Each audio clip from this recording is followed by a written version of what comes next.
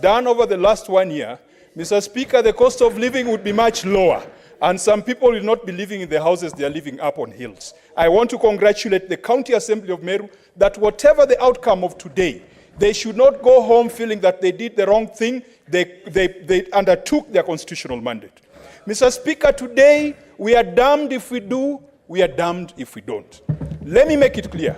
The misogyny that has been demonstrated in some of the videos, the chauvinism, the incitement to tribal hatred has no place in a modern Kenya.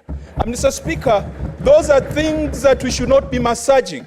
Those are criminal actions. Gender-based violence is such a grave criminal action that if I had an option to ask the governor a question, I would have asked whether she reported those matters to the police, because impunity breeds in silence.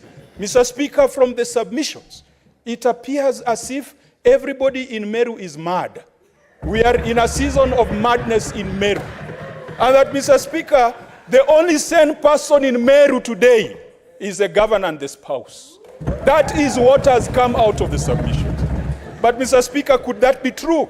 That all the great men and women of Meru, including the Deputy Speaker of this House, are mad, are in a season of madness, and the only lucid person can be the governor? Mr. Speaker, that presupposes and that indicates is a big, big problem that an impeachment cannot solve. Mr. Speaker, we have a patient with 2 damaged kidneys. We take out 1 kidney, the patient will not survive. You take out the governor, you leave the assembly, you still have a problem. You reinstate the kidney, which is the governor, you still have a problem. Mr. Speaker, Article 192 says that where a county government has irretrievably broken down, that county should be suspended, that county should be sent to a fresh election.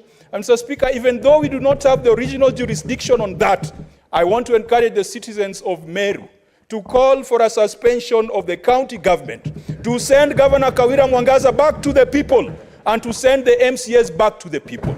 We have been told a lot of stories about who is popular and who is not popular.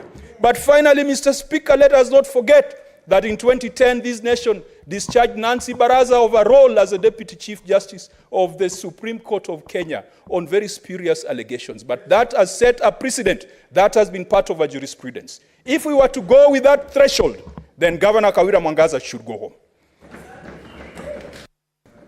Senator Wakoli.